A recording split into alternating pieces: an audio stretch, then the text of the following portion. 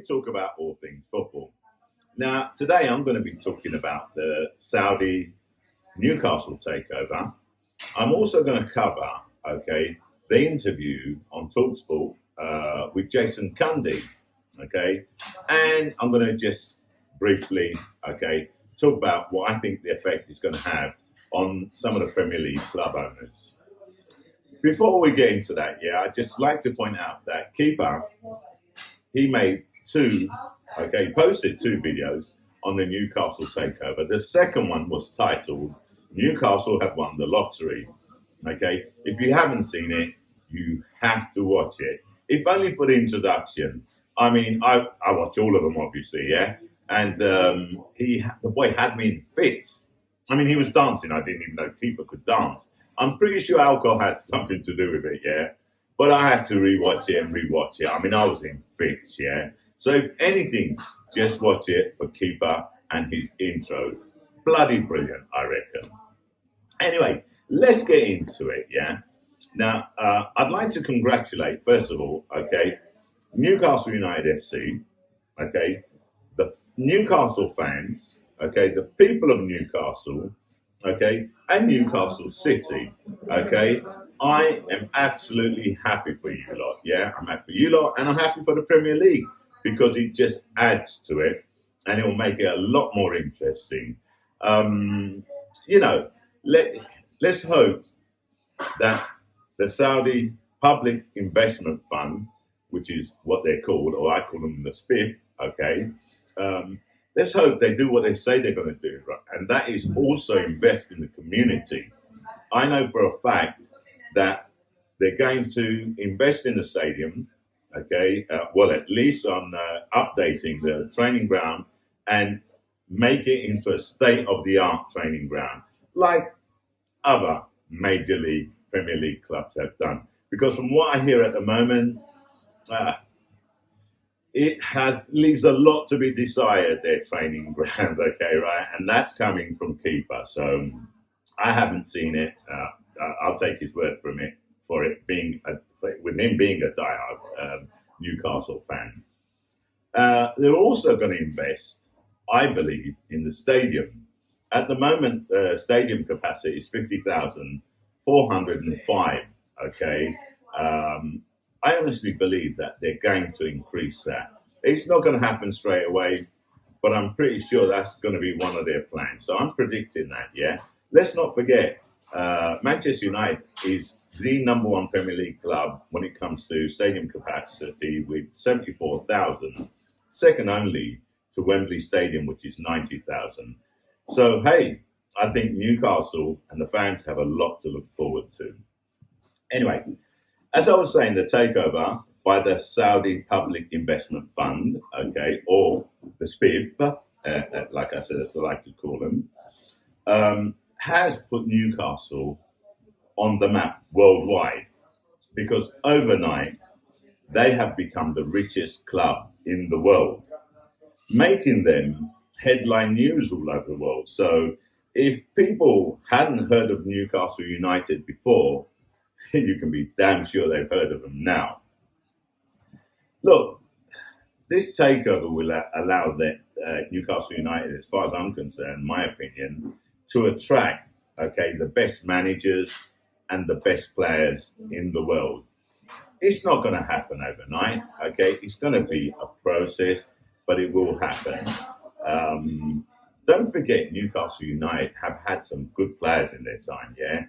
They had Kevin Keegan, they had Malcolm McDonald, they had Faustino Pia, they had Alan Shearer, they had David Ginola, and they have played some exciting football in their time, especially under Kevin Keegan, if I remember rightly.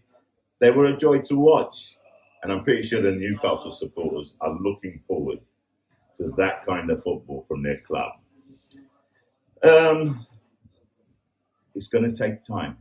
It's not going to happen straight away, but it will take time. Anyway, look, to put it into context, okay, in the Premier League, okay, look at it. The Saudi Public Investment Fund, okay, has a net worth of 320 billion, okay. The closest to them is Manchester City in second place with 23.3 billion. They are followed by Roman Abramovich, of Chelsea, with a net worth of 9.6 billion. I mean, that is putting it into context the difference that they have, in spending power.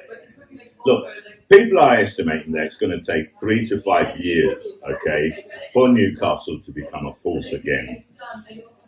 I think it all depends on how ambitious the new owners are, and how quick they are to react. Let's not forget that thanks to the management, or mismanagement, of Mike Ashley, and that all depends on how you look at it, right? Newcastle can spend over 200 million in the January transfer window. And to me personally, I think they'll spend it, because they can spend over 200 million and they won't be breaking any financial fair play rules. That's a good spot to be in, personally. You'll have to excuse me, I've got some notes. I had to write some notes down. So that's been covered. So let's have a look at the comments by Jason Cundy on TalkSport. Now, I don't know whether Jason Cundy, his comments were made, to be controversial, so that TalkSport and his interview will get a lot of views. There's a lot of that going around. I honestly believe that, you should be saying what you think, It's not about the views. Well, it is about the views, yeah? But why say things, if it's only, to get views and you're antagonizing people? I don't think you should be doing that. Don't get me wrong. Everybody has the right to their opinion, but we can all agree to disagree.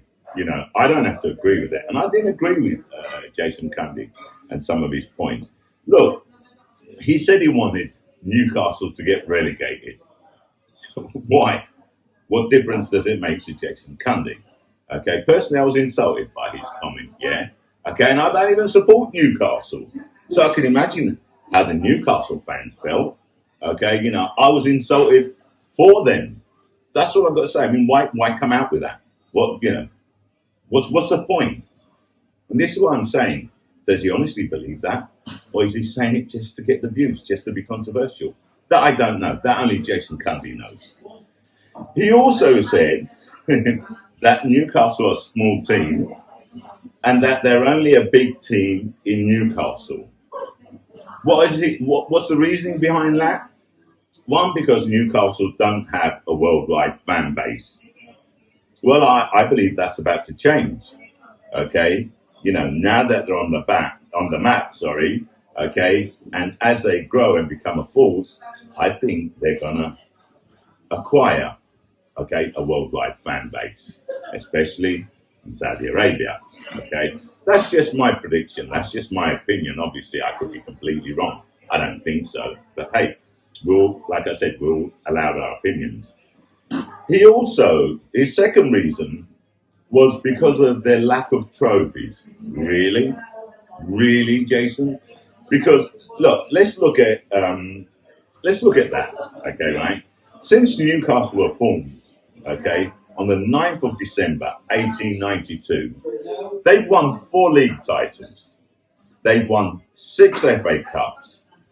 They've won, a Charity Shield. They've won an Intercities Fairs Cup. And they've won the UEFA Intertoto Cup, Whatever you say about the Charity Shield, Intercities Fairs Cup, or the UEFA Intertoto Cup, whatever you think about it, it's still a trophy. That's all I've got to say, yeah? And they're ranked 9th, on total trophy hauls in England, Out of the English clubs, they are ranked 9th. They're not at the level of Chelsea. I think Chelsea have won about 30 trophies, I haven't looked at their rankings for trophy hauls, right? Not interested, to be totally honest. So why does Jason Cundy say that? Could it be that he's worried that in the future Newcastle could surpass Chelsea? I think so. I think that's what worries him.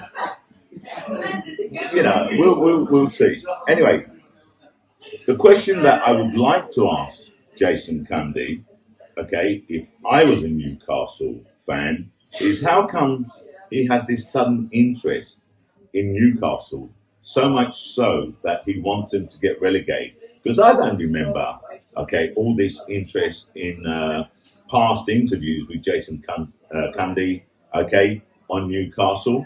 All of a sudden, he's so interested in them. I say it's because he's so worried about it. Look, here's a bit of trivia for you, yeah? The Swiss-based football think tank, okay, the CIES Football Observatory, which is part of the International Center of Sports Studies, okay,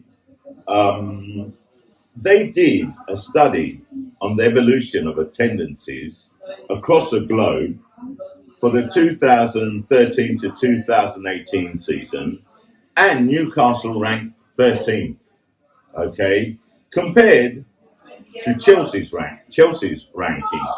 Chelsea ranked 33rd. Just a bit of trivia for you. Well, this takeover, has rattled a lot of people. And I believe some of the people, okay, that's rattled and has worried, okay, are some of the club owners, okay, like the Cronkies of Arsenal, the Glazers of Manchester United. Let's not forget, okay, that this is exactly what they were afraid of, okay. This is the reason why they wanted to create a Super League, okay, or as I call it, the American franchise, where they would have had a closed unit, okay, of what they call the top six, okay, what they decide what the top six, based on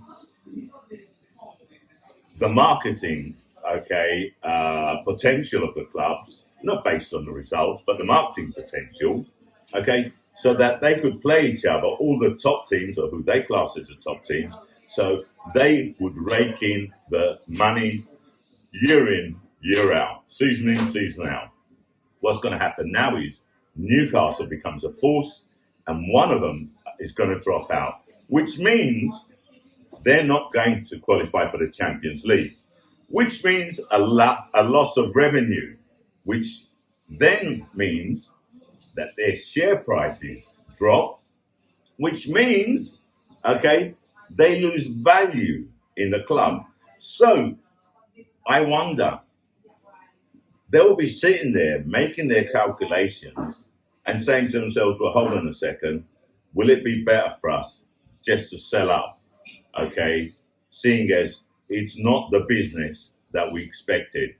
I predict a few of them will sell up, and maybe that's a good thing, okay, especially for Arsenal, who rumour has it that another Middle Eastern group, the Al Thani group from Qatar, okay, wants to buy Arsenal, and I hope they do, and they're talking about the end of the season, and we're talking about a family, and I'm talking about the whole family here, that's worth about 300 billion. So that's another story, we shall see. In the meantime, okay, last thing I want to say, well done Newcastle, okay, right, you fully deserve it, okay, right, the fans deserve it, okay, I'm happy for you, and I hope you become a force, okay, and I hope you have the last laugh. So, all I have to say now, if you like this video, please press like. If you think it was a decent video, decent enough to share, please share with your friends. Put your comments underneath, because I always respond to the comments. Okay, subscribe if you like, obviously, okay, right, no obligation to, but you'd be helping us out a lot. Me, Shah, I'm out.